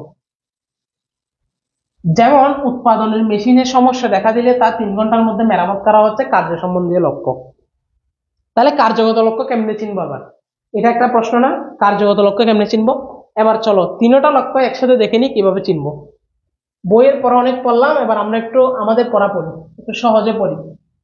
বইয়ের পড়াচ্ছে একটু সহজে পড়ার চেষ্টা করি। তোমরা এগুলি স্ক্রিনশট নিবে অবশ্যই। প্রথম হচ্ছে আমার রণনৈতিক লক্ষ্য। রণনৈতিক লক্ষ্য, রণনৈতিক লক্ষ্য চিনবো হচ্ছে আমি, এটা উচ্চ স্তরে তৈরি করবে এবং এটা দীর্ঘমেয়াদী হবে, এবং এটা দীর্ঘমেয়াদী হবে। কৌশলগত লক্ষ্য কেমনে চিনবো? কৌশলগত লক্ষ্য উদ্দীপকে কেমনে চিনবো আমি? এটা কৌশলগত, এটা তৈরি করবো হচ্ছে মধ্য স্তরে, এবং এটা বেশিরভাগ মধ্যমেয়াদের জন্য তৈরি করবে, তবে দীর্ঘমেয়াদের জন্য তৈরি করতে পারে। এরপর আমি যে কেমনে চিনবো? এটা কার্যগত লক্ষ্য। কার্যগত লক্ষ্য এটা তৈরি করবো হচ্ছে নিম্ন স্তরে, এবং এটা অল্প সময়ের জন্য, স্বল্প সময়ের জন্য, স্বল্প মেয়াদী, এটাকে বলে স্বল্প মেয়াদী। এবার আমাকে দেখো, এবার ক্লিয়ার কিনা? রণনৈতিক লক্ষ্য তৈরি করবে উচ্চ স্তরে দীর্ঘমেয়াদী, দীর্ঘমেয়াদ মানে 5 বছর 10 বছরের জন্য। কৌশলগত লক্ষ্য তৈরি করবে মধ্যস্তর, এটা মধ্যমেয়াদী বা দীর্ঘমেয়াদী হতে পারে। কার্যগত লক্ষ্য তৈরি করবে যারা নিম্ন স্তরে আছে ওরা, ওরা স্বল্প মেয়াদী তৈরি করবে, 1 বছর বা 2 মাস 3 মাস 6 মাসের জন্য। ক্লিয়ার? একদম বলো ক্রিস্টাল ক্লিয়ার কিনা? ডান? বুঝছি স্যার, একদম ডান লিখো, ক্রিস্টাল ক্লিয়ার। 3টা লক্ষ্য তোমরা চিনে ফেলছো, এবার তুমি উদ্দীপক সলভ করতে গেলে এখানে আনসার পারবা, আমার বিশ্বাস তুমি পারবা। তাহলে আমরা 3টা লক্ষ্য চিনে ফেললাম। এবার দেখো পরিকল্পনা প্রণয়নের ধাপ, যেখান থেকে এমসিকিউ আসবে সিকিউ আসবে, দুইটাই আসবে। এটা হচ্ছে পরিকল্পনা প্রণয়নের ধাপ। কিভাবে একটা পরিকল্পনা প্রণয়ন করতে হয় দেখো। ডান? ক্লিয়ার? ক্লিয়ার, একদম ক্রিস্টাল ক্লিয়ার স্যার, এখান থেকে প্রশ্ন করলে আটকাতে পারবে না, এমন কনফিডেন্স আসতে হবে আমাদের। ডান স্যার, ডান। ওকে, এবার এটা মনোযোগ দিই। দেখো পরিকল্পনা প্রণয়নের ধাপ। পরিকল্পনা প্রণয়নের প্রথম ধাপ কি? ভবিষ্যৎ সুযোগ ও প্রতিবন্ধকতা সম্পর্কে সচেতনতা। দ্বিতীয় ধাপ কি? লক্ষ্য ও উদ্দেশ্য নির্ধারণ। তৃতীয় ধাপ কি? প্রয়োজনীয় উপাত্ত ও তথ্য সংগ্রহ। চতুর্থ ধাপ পরিকল্পনা আঙ্গিনা নির্ধারণ। পঞ্চম ধাপ বিকল্প কার্যপদ্ধতি উন্নয়ন। ষষ্ঠ ধাপ বিকল্প কার্যপদ্ধতি মূল্যায়ন। সপ্তম ধাপ হচ্ছে সর্বোত্তম কার্যপদ্ধতি গ্রহণ। অষ্টম ধাপ সহায়ক পরিকল্পনা প্রণয়ন। নবম ধাপ বাজেটকরণ। এবং দশম ধাপ পরিকল্পনা বা পরীক্ষামূলক প্রয়োগ ও মূল্যায়ন। এখন স্যার এতগুলো ধাপ যে পড়ালেন এগুলো মুখস্থ করতে হবে, মুখস্থ করতে বললে তো মাথা খারাপ হয়ে যাবে, এগুলো কেমনে মনে রাখবো আমি। এবার দেখো এগুলো তোমার মুখস্থ করতে হবে না, এই যে পরিকল্পনা ধাপ আছে এখান থেকে কোথা থেকে প্রশ্ন হয় তুমি সেটা বুঝে গেলে মুখস্থ করতে হবে না। এখানে আমাদের এমসিকিউ থেকে প্রশ্ন হয়, এখানে পরিকল্পনা প্রণয়নের প্রথম ধাপ কি, পরিকল্পনা প্রণয়নের শেষ ধাপ কি, এগুলো থেকে এমসিকিউ তে প্রশ্ন করে। তাহলে এমসিকিউ তে প্রশ্ন করা হচ্ছে প্রথম ধাপ আর শেষ ধাপ নিয়ে, এই যে প্রথম ধাপ, এই যে শেষ ধাপ। তোমরা যারা মুখস্থ করতে চাও না তোমরা কি করবা, প্রথম ধাপ এবং শেষ ধাপটা মনে রাখবা শুধু, কারণ এমসিকিউ তে শুধু এখান থেকে প্রশ্ন করে। পরিকল্পনা প্রথম ধাপ কি, পরিকল্পনা শেষ ধাপ কি, এবং পরিকল্পনার ধাপ কয়টি, পরিকল্পনার ধাপ হচ্ছে 10টি। এই তিনটা প্রশ্ন এখান থেকে আসবে, তার মানে তোমার আর মুখস্থ করতে হচ্ছে না, তুমি যদি এই তিনটা জিনিসই মনে রাখবা, পরিকল্পনার ধাপ কয়টি, 10টি, পরিকল্পনার প্রথম ধাপ কি, পরিকল্পনার শেষ ধাপ কি, দ্যাটস ইট। এমসিকিউর জন্য এতটুকু এনাফ। এই তিনটা লাইন মনে রাখলে তোমার এমসিকিউ ক্লিয়ার হয়ে যাবে। তারপর এখন এখান থেকে যদি সিকিউ দেয়, সৃজনশীল দেয়, তখন কেমনে দিবে, সিকিউ দিলে কিভাবে দিবে, তোমাদের সিকিউ কিভাবে দিবে দেখো। এই যে 5 নম্বর ধাপটা মনে করো এখানে দিবে না, এটা পুরো খালি, 5 নম্বর ধাপটা তোমাকে খালি করে দিবে, এই যে আমি খালি করে দিলাম, এখানে ওরা কোয়েশ্চেন মার্ক দিয়ে দিবে, এরকম একটা কোয়েশ্চেন মার্ক দিবে, বলবে উদ্দীপকে পরিকল্পনার কোন পদক্ষেপটি বাদ করেছে সেটি ব্যাখ্যা করো, সেটি আলোচনা করো, সেটির আলোকে বিশ্লেষণ করো। তার মানে এখানে যে 5 নম্বর ধাপে কোনটা বাদ পড়ছে সেটা আমার মনে রাখতে হবে, সৃজনশীলের জন্য এটা মনে রাখতে হবে পুরো ধাপটাই, আর এমসিকিউর জন্য জাস্ট প্রথম ধাপ শেষ ধাপ মনে রাখলে না। কিন্তু সৃজনশীলের জন্য তোমার এই ধাপগুলো মনে রাখতে হবে, কারণ যে কোনো জায়গা থেকে এভাবে কোয়েশ্চেন মার্ক দিয়ে দিতে পারে, এটা খালি করে কোয়েশ্চেন মার্ক দিয়ে দিবে। বুঝছো এখান থেকে কিরকম প্রশ্ন আসছে, এটা বুঝছো কিনা বলো, এটা এখান থেকে কিরকম প্রশ্ন আসছে ক্লিয়ার লিখো স্যার ক্লিয়ার, এখান থেকে কিরকম প্রশ্ন আসবে বুঝে গেছো কিনা, সিকিউতে কেমন আসবে, এমসিকিউতে কেমন আসবে, ক্লিয়ার স্যার ক্লিয়ার। মোহনা বলছে ক্লিয়ার, থ্যাংক ইউ মোহনা। তারপর আসি one of the most important topic, যেখান থেকে এইচএসসি তে প্রশ্ন আসবে, আবার তুমি ইউনিভার্সিটিতে পরীক্ষা দিতে গেলে সেখান থেকেও পাবা। সেই টপিকটার নাম হচ্ছে শর্ট বিশ্লেষণ। শর্ট বিশ্লেষণ, এটাকে বলে শর্ট বিশ্লেষণ। দেখো এই শর্ট বিশ্লেষণ থেকে তুমি পরীক্ষা পাবাই পাবা, এমসিকিউতে পাবা, মাস্ট বি এমসিকিউতে পাবা। শর্ট বিশ্লেষণ, জি স্যার ডান। স্যার আমার বইয়ের ধাপ 6টি আছে, তার মানে তোমার বইটা স্যার আপডেট করেনি, ধাপ হচ্ছে 10টি, একটু আপডেট করে নিবা, সংশোধন করে নিবা, ঠিক আছে স্যার ক্লিয়ার ওকে। ধাপগুলো একটু এক্সপ্লেইন করেন। আচ্ছা ধাপগুলো একটু তাহলে আমি হালকা করে এক্সপ্লেইন করে দিই, কোন সময় কি কাজ করে তোমাদের একটু সুবিধা হয়ে যাবে, ধাপগুলো একটু এক্সপ্লেইন করে দিই, ঠিক আছে, জাস্ট একটু বিস্তারিত বলে দিচ্ছে ধাপ কোথায় কি করা হয়। দেখো ভবিষ্যৎ সুযোগ ও প্রতিবন্ধকতা সম্পর্কে সচেতনতা, আমাকে প্রথমে ভবিষ্যতে আমি কি করব, সুযোগ সুবিধাগুলো দেখবো, প্রতিবন্ধকতা ভবিষ্যতে কি কি অসুবিধা আসতে পারে সেগুলো সম্পর্কে আমি সচেতন হব 1 নম্বর ধাপে। দ্বিতীয় লক্ষ্য ও উদ্দেশ্য নির্ধারণ, আমার প্রতিষ্ঠানের লক্ষ্য কি, আমার প্রতিষ্ঠানের উদ্দেশ্য কি সেটা নির্ধারণ করব। তৃতীয় প্রয়োজনীয় উপাত্ত তথ্য সংগ্রহ করব, পরিকল্পনা করার জন্য যত ইনফরমেশন আছে সবগুলো আমি কালেক্ট করব। এরপর পরিকল্পনার আঙিনা নির্ধারণ, এখন পরিকল্পনার আঙিনা নির্ধারণ মানে আমি পরিকল্পনাটা কোথা থেকে শুরু করব সেটা হচ্ছে পরিকল্পনার আঙিনা নির্ধারণ, কোন জায়গা থেকে শুরু করব, কোথা থেকে স্টার্ট হবে সেটা আমি আইডেন্টিফাই করব, নির্ধারণ করব। বিকল্প কার্যপদ্ধতি উন্নয়ন, আমি যে একটা পরিকল্পনা করতেছি আমার অনেকগুলো অপশন থাকতে হবে, plan A, plan B, plan C, plan D. Plan A কাজ না করলে প্ল্যান বি দিয়ে কাজ করব, প্ল্যান বি কাজ না করলে প্ল্যান সি। তার মানে বিকল্প কার্যপদ্ধতি উন্নয়ন করতে হবে, বিকল্প রাখতে হবে। এরপর বিকল্প কার্যপদ্ধতি মূল্যায়ন, বিকল্প কার্যপদ্ধতিগুলোকে আমি মূল্যায়ন করব। 4টা যে আমার প্ল্যান এবিসিডি আছে, কোনটা সবচেয়ে আমার জন্য ভালো, কোন 2-3টা আমি দেখলাম প্ল্যান এ এবং বি ভালো, সি এবং ডি এত ভালো না, সি এবং ডি কে বাদ দিয়ে দিলাম, আমার হাতে প্ল্যান এ এবং প্ল্যান বি কে রাখলাম, এটাকে বলে বিকল্প কার্যপদ্ধতি মূল্যায়ন। সর্বোত্তম কার্যপদ্ধতি গ্রহণ, ওই প্ল্যান এ এবং প্ল্যান বি থেকে আমি একটাকে গ্রহণ করলাম, আমি দেখলাম প্ল্যান এ চেয়ে প্ল্যান বিটা ভালো, এটা আমার জন্য সবচেয়ে সুবিধাজনক, তার মানে আমি প্ল্যান বিটা কি নিলাম, গ্রহণ করলাম, এটাকে বলে সর্বোত্তম কার্যপদ্ধতি গ্রহণ, সবচেয়ে ভালোটা গ্রহণ করলাম।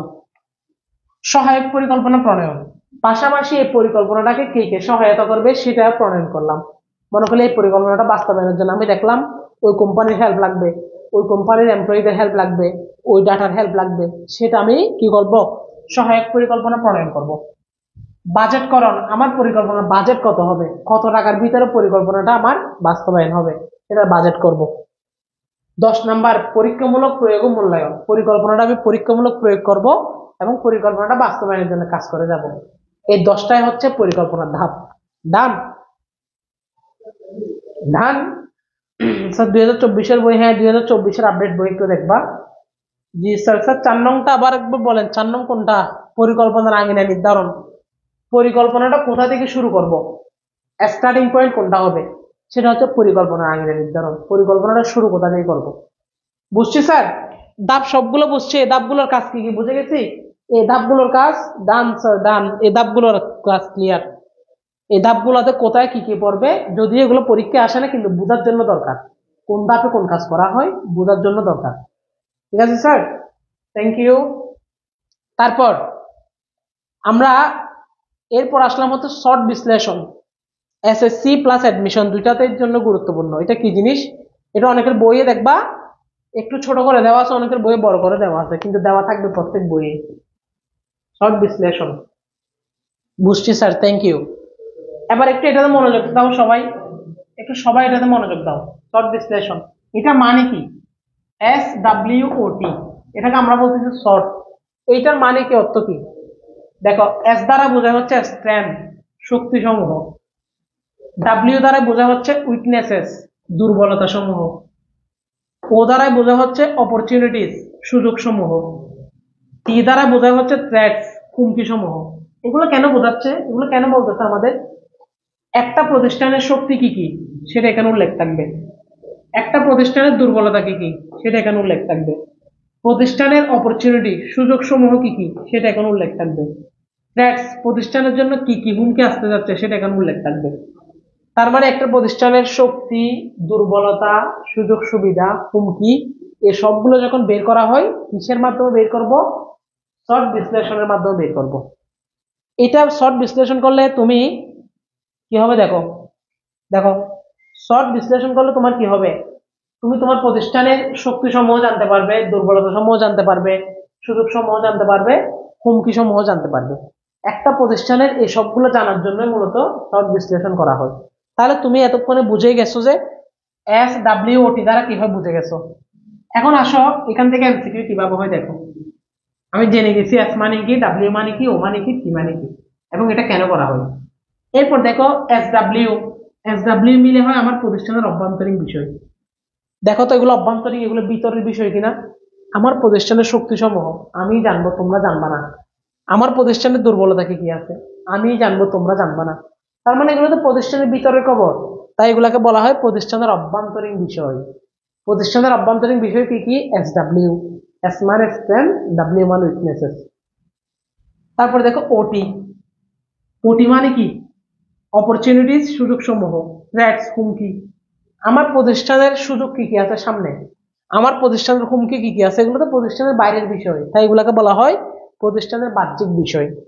তাহলে এখান থেকে এমসিকিউ কিভাবে আসবে, এমসিকিউ আসবে হচ্ছে নিচের কোনটি শর্ট বিশ্লেষণের অভ্যন্তরীণ বিষয়। তোমরা মনে রাখবা SW হচ্ছে অভ্যন্তরীণ, এস মানে স্ট্রেংথ, ডাব্লিউ মানে উইকনেস, এই দুটো হচ্ছে অভ্যন্তরীণ বিষয়। ওটি হচ্ছে বাহ্যিক, ওটি মানে হচ্ছে অপরচুনিটি, থ্রেট, এটা হচ্ছে প্রতিষ্ঠানের বাহ্যিক বিষয়। ক্লিয়ার ক্লিয়ার বুঝতে পারছো স্যার? এখান থেকে প্রশ্ন কিভাবে আসবে শর্ট বিশ্লেষণ থেকে? শর্ট বিশ্লেষণে প্রথমে জানতে হবে এস মানে কি, ডাব্লিউ মানে কি, ও মানে কি, টি মানে কি। তারপর বলবে কোনটা অভ্যন্তরীণ বিষয়, কোনটা বাহ্যিক বিষয়। প্রথম দুইটা অভ্যন্তরীণ, শেষ দুইটা হচ্ছে বাহ্যিক। বুঝতে পারছো শর্ট বিশ্লেষণটা কি জিনিসটা কি আসলে বুঝে গেছো? ক্লিয়ার? শর্ট বিশ্লেষণ বুঝে গেছো। আমি কিন্তু প্রশ্ন করলে তোমাদের পারতে হবে, আমি প্রশ্ন করব। তারপর এখান থেকে আরো দুইটা প্রশ্ন করে, সেগুলো কি, সেগুলো একটু আরেকটু ভেঙে বুঝিয়ে দিই। তাহলে আমাদের হচ্ছে শর্ট বিশ্লেষণ SWOT। মাত্র আমি বললাম এই দুইটা হচ্ছে অভ্যন্তরীণ, অর্থাৎ প্রতিষ্ঠানের ভিতরের বিষয়, অভ্যন্তরীণ। আর ওটি হচ্ছে বাহ্যিক, প্রতিষ্ঠানের বাইরের বিষয়। এখান থেকে আরো জিজ্ঞেস করবে পজিটিভ, পজিটিভ গুলো কি জিজ্ঞেস করবে দেখো। SO হচ্ছে আবার ইতিবাচক, বা পজিটিভ, এসও হচ্ছে ইতিবাচক বা পজিটিভ, তারপর ডাব্লিউটি হচ্ছে নেতিবাচক বা নেগেটিভ, এটাকে বলে নেতিবাচক বা নেগেটিভ। এটা একটু স্ক্রিনশট নাও। এতটুকু জানলে শর্ট বিশ্লেষণ সম্পর্কে আর পড়তে হবে না, এতটুকুই জানলে এনাফ। দেখো, strength, weaknesses, opportunity, threat. SW হচ্ছে অভ্যন্তরীণ, ওটি হচ্ছে বাহ্যিক, এসও হচ্ছে ইতিবাচক, ডাব্লিউটি হচ্ছে নেতিবাচক। কেন এসও কে ইতিবাচক বা পজিটিভ বলতেছে, কেন ডাব্লিউটি কে নেতিবাচক বলতেছে, নেগেটিভ, এটা জানতে হবে না, জানতে হবে। যেমন এসটা হচ্ছে স্ট্রেংথ, শক্তি, অপরচুনিটি, শক্তি এবং সুযোগ সমূহ আমার জন্য ইতিবাচক, পজিটিভ। উইকনেসেস, দুর্বলতা, থ্রেটস, হুমকি, এগুলো তো আমার জন্য নেগেটিভ বিষয়, নেতিবাচক।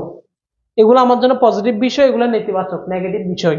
আর এই দুটো হচ্ছে অভ্যন্তরীণ, এই দুটো হচ্ছে বাহ্যিক। বুঝছো কিনা জানাও। এবার আমি প্রশ্ন করবো, দেখি কে উত্তর করতে পারে। ইয়েস স্যার, চাইসিং মার্মা বলছে ইয়েস স্যার, থ্যাংক ইউ চাইসিং। বাকিরা জানো তো স্যার, বুঝছো কিনা, শর্ট বিশ্লেষণ বুঝে গেছো কিনা, ইতিবাচক কোনটা, নেতিবাচক কোনটা, বাহ্যিক কোনটা, অভ্যন্তরীণ কোনটা, এটার মানে কি, এটা কেন ব্যবহার করা হয়, একটু বলো তো স্যার। তোমরা কি রেডি? আমি কি প্রশ্ন করতে পারবো? রেডি কিনা জানাও, রেডি। তোমরা যদি বুঝে থাকো তার মানে তোমরা রেডি। এবার আমি প্রশ্ন করবো, জানাও রেডি কিনা। ফার্স্ট সবাই কমেন্ট করো, সবাই কমেন্ট করো, জানাও রেডি। তাহলে আমি প্রশ্ন করবো এখান থেকে, এখান থেকে প্রশ্ন করলে তোমাদের পারতে হবে। ইয়েস স্যার, পূজা শিকদার বলছি ইয়েস স্যার, বুঝেছি। মোহাম্মদ নাসির, বুঝেছি স্যার। রেডি কিনা জানাও স্যার। আমি মুছে দিচ্ছি, আমি আবার প্রশ্ন শুরু করছি। রেডি? ওকে, সবার দেখতে চাই, রেডি রেডি রেডি রেডি সবাই। এবার মুছে দিলাম, এবার আমার প্রশ্ন স্টার্ট। এবার আমি প্রশ্ন হচ্ছে এই অপরচুনিটি, অপরচুনিটি মানে হচ্ছে সুযোগ সুবিধা, অপরচুনিটি মানে হচ্ছে সুযোগ। আমার প্রথম প্রশ্ন, এটা অভ্যন্তরীণ নাকি বাহ্যিক বলো? অপরচুনিটিস অভ্যন্তরীণ নাকি বাহ্যিক, যে সবার আগে আনসার করতে পারে। অপরচুনিটি বা সুযোগ অভ্যন্তরীণ নাকি বাহ্যিক, অভ্যন্তরীণ নাকি বাহ্যিক, যে কোনো একটা আনসার বলো ফার্স্ট। যার আগে যে, যার আগে যে আনসার করতে পারে।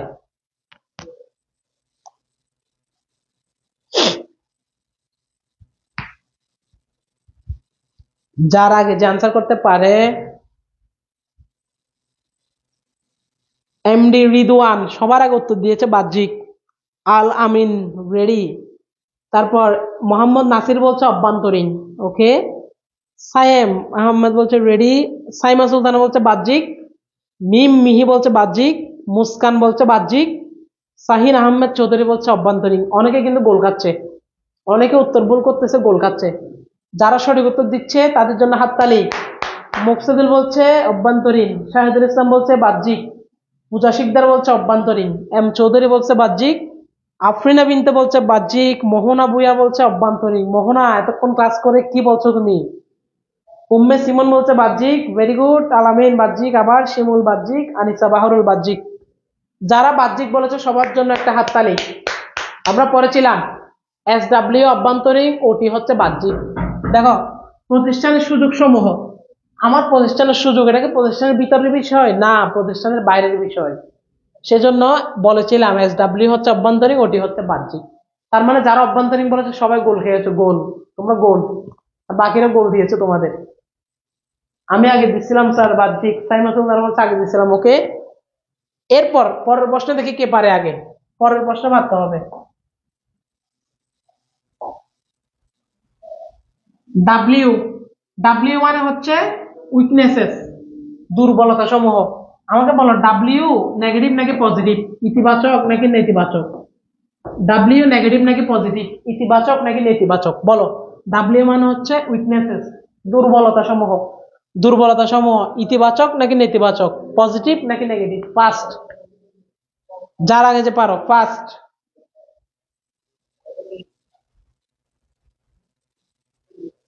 ওকে, আমি দেখতে পাচ্ছি সবার আগে কিন্তু সঠিক উত্তর দিয়েছে আমাদের উম্মে সিমন, সবার আগে সঠিক উত্তর দিয়েছে। তারপর বাকিরা জানাও। উইকনেসেস বলছে ইতিবাচক, তারপর মোহাম্মদ নাসির বলছে নেতিবাচক, মুস্কান বলছে নেতিবাচক, মোকসেদুল বলছে পজিটিভ, এমডি রেদওয়ান বলছে নেগেটিভ, মিম মিহি বলছে নেগেটিভ, আনিসা বাহরুল বলছে নেগেটিভ, শাহিদুল ইসলাম বলছে ইতিবাচক, শাহিদুল ইসলাম। তারপর আমাদের এরপর আফরিনা বিনতে বলছে ইতিবাচক, আনিসুল বাহারুল নেতিবাচক, এম চৌধুরী অভ্যন্তরীণ নেতিবাচক। নেগেটিভ, উইকনেসেস, তোমার দুর্বলতা। তোমার দুর্বলতা কি? স্যার আমি পড়া মনে রাখতে পারিনি, এটা আমার দুর্বলতা। এটা কি ভালো জিনিস নাকি খারাপ জিনিস? আবার তুমি বলো। দুর্বলতা ভালো জিনিস নাকি খারাপ জিনিস? স্যার আমি পড়া মনে রাখতে পারি না, আমার হাতের লেখা স্লো, আমার লেখা সুন্দর না, এগুলো ইতিবাচক নাকি নেতিবাচক? তুমি বলো। এগুলো কি কোনোদিন ইতিবাচক হবে, পজিটিভ হবে? তোমার দুর্বলতা তোমার জন্য নেতিবাচক। পজিটিভ কেন বলতেছো তোমরা? আমাকে বলো, কি চিন্তা করো তোমরা ইতিবাচক বলতেছো?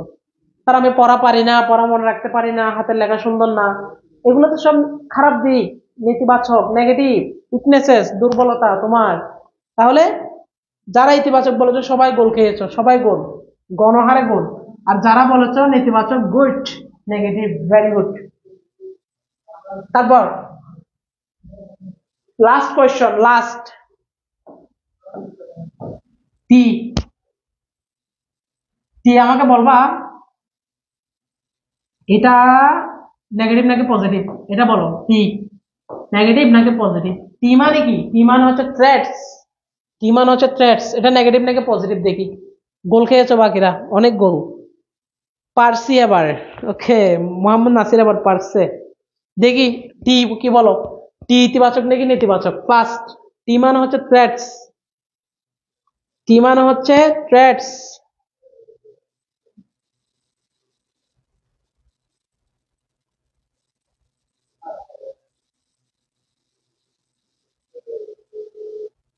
ওকে, নেগেটিভ নেগেটিভ নেগেটিভ নেগেটিভ, সবাই বলছে এখন নেগেটিভ।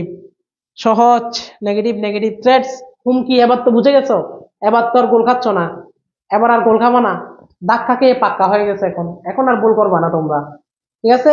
নেতিবাচক, গুড। এমনি রায়হান রানা বলছে পজিটিভ। রায়হান, তোমাকে ক্যামেরার ভিতরে হিসাবে মাইক দিব এখন। থ্রেটস হচ্ছে আমার জন্য হুমকি, আমার জন্য হুমকি। হুমকি আমার জন্য পজিটিভ নাকি নেগেটিভ? বলো, হুমকি আমার জন্য হচ্ছে নেগেটিভ। 99% উত্তর সঠিক দিছে, কয়েকজন ছাড়া। Good, very good. সবার জন্য হাততালি, মন থেকে দোয়া রইলো, তোমরা পারবা। তাহলে দেখো আজকের ক্লাস আমরা কতটুকু শেষ করলাম। আজকের ক্লাসটা কেমন লাগলো একটু বলো তো, কিছু শিখতে পারছো কিনা? আমরা আজকের ক্লাসে এই যে শর্ট বিশ্লেষণটা শেষ করলাম। নেক্সট ক্লাসে কি পড়বো স্যার? নেক্সট ক্লাসে পড়বো পরিকল্পনার প্রকারভেদ। পুরো অধ্যায়ের মেইন টপিক হচ্ছে এখান থেকে শুরু, পরিকল্পনার প্রকারভেদ। এটা আমি তোমাদের প্রতিটা জিনিস বুঝিয়ে দিব, কিউ সলভ করে দিব, এমসিকিউ সলভ করে দিব। আজকের ক্লাসে যেহেতু আরেকটা ক্লাস শুরু হবো আমাদের, এরপর ওই ক্লাসে অবশ্যই থাকবা। এবার বলো, আজকের ক্লাসে যা যা পড়াইছে বুঝছো কিনা? রণনৈতিক লক্ষ্য, তারপর হচ্ছে কৌশলগত লক্ষ্য, কার্যগত লক্ষ্য, শর্ট বিশ্লেষণ, এগুলো ক্লিয়ার? উত্তম পরিকল্পনার বৈশিষ্ট্য, সবকিছু বুঝতে পারছো কিনা, পারবা কিনা জানাও। জানাও স্যার। নেক্সট ক্লাস আমরা এখান থেকে শুরু করব, পরিকল্পনার প্রকারভেদ থেকে শুরু করব, এবং তোমাদের পিডিএফটা দিয়ে দিব যারা আমার সাথে এতক্ষণ ক্লাসে ছিল। থ্যাংক ইউ সবাইকে। একটু সবাই জানাও তো কেমন লাগছে। স্যার আপনাদের কি ইউটিউব চ্যানেল আছে? জি স্যার, ইউটিউবে গেলে পড়ালেখা নিয়ে সার্চ করলে পাবো, এখানে আমাদের ইউটিউব চ্যানেল আছে, অনেক ভিডিও আছে তোমাদের জন্য। বুঝছি স্যার, আলহামদুলিল্লাহ, ভালো লাগছে স্যার, থ্যাংক ইউ। জি স্যার, পরবর্তী ক্লাসে কে কে থাকবা হাত তুলো, এরকম একটা ইমোজি আছে সেটা দাও। স্যার পরবর্তী ক্লাসে আমি থাকবো, এরকম একটা ইমোজি আছে সেটা দাও। Clear sir? ক্লিয়ার। নেক্সট ক্লাসে এই অধ্যায়টা আমি তোমাদের শেষ করে দিব, অর্থাৎ নেক্সট ক্লাসে এর পরের অধ্যায় সবকিছু বুঝিয়ে দিব, সৃজনশীল সমাধান করে দিব, তখন এই অধ্যায় সম্পর্কে আর তোমার কোনো সমস্যা থাকবে না। অনেক ভালো লাগছে, খুব ভালো, থ্যাংক ইউ স্যার। অনেক ভালো লাগছে স্যার, অনেক কিছু নতুন শিখলাম, ধন্যবাদ। মোহাম্মদ নাসির বলছে আমি থাকবো নেক্সট ক্লাসে, আমিও হাত তুললাম, আমিও থাকবো। রিদওয়ান বলছে স্যার আমিও থাকবো। মোহনা বলছে স্যার আপনাদের ক্লাস পাস করেছি, এবার থেকে নিয়মিত করবা, দেখবা যে অনেক কিছুই পাবা আমাদের থেকে। মোহাম্মদ নাসির, আমিও থাকবো। সবাই ভোটে দাঁড়াবে, ভোটে আমিও থাকবো। পারবো স্যার, থ্যাংক ইউ, অনেক ভালো লাগছে। আফরিনা বিনতে, সাহির আহমেদ বলছে স্যার আমিও থাকবো, আমিও হাত তুলে রাখছি, আমিও থাকবো। রায়হান রানা বলছে স্যার থাকবো থাকবো, অবশ্যই থাকবো। উম্মে সিমন থাকবো sir, thank you. Sir PDF কিভাবে পাবো? পিডিএফ পাওয়ার জন্য আমাদের কমেন্টে একটা দেখো, একটা লিঙ্ক আছে, রেজিস্ট্রেশন করে রাখো। রেজিস্ট্রেশন করলে তোমাকে একটা হোয়াটসঅ্যাপ গ্রুপে অ্যাড করবে, ওই হোয়াটসঅ্যাপ গ্রুপে পিডিএফ দিয়ে দেওয়া হবে, প্রতিটা সাবজেক্টের ক্লাসের পর পিডিএফ দিয়ে দেওয়া হবে। তুমি ওইখানে রেজিস্ট্রেশন করো, ওই ফর্মটাতে রেজিস্ট্রেশন করো, আমাদের গ্রুপে অ্যাড হয়ে যাও, তারপর পিডিএফটা পাবা। শুধু এটা না, প্রতিটা সাবজেক্টের পিডিএফ পাবা। আফরিনা বিনতে সেলিম বলতে থাকবো স্যার, নেক্সট ক্লাস কবে? মুস্কান মীরা। নেক্সট ক্লাস সামনের মঙ্গলবার, আবার প্রতি সপ্তাহে একবার করে হয়। আমি থাকবো, রূপকথা রাজকন্যা আমিও থাকবো স্যার, সবাই থাকবো, সবাই সবাই সবাই থাকবো। দেখি সবাইকে পাই কিনা। আমার কিন্তু নামগুলো অলরেডি মুখস্থ হয়ে গিয়েছে, নামগুলো আমার মুখস্থ হয়ে গিয়েছে, নাসির, মোহনা, অনিক, আলামিন। দেখি ওদেরকে নেক্সট ক্লাসে পাই কিনা। ধন্যবাদ সবাইকে, অনেক ভালো লাগলো তোমাদের সাথে। অনেকে হয়তো নতুন ক্লাস করছো, অনেকে আগে থেকে ক্লাস করতেছো। অনেক দেখবো ইউটিউবে অনেক ভিডিও আছে, এখন অনেক ফ্রি ভিডিও পাবা এই অধ্যায়গুলো। ঠিক আছে স্যার, সবাই রেজিস্ট্রেশন করে ফেলো। একটু পর 8টায় আরেকটা ক্লাস শুরু হবে, সবাই ক্লাসে থাকবা। সবার জন্য দোয়া রইলো। আসসালামু আলাইকুম সবাইকে।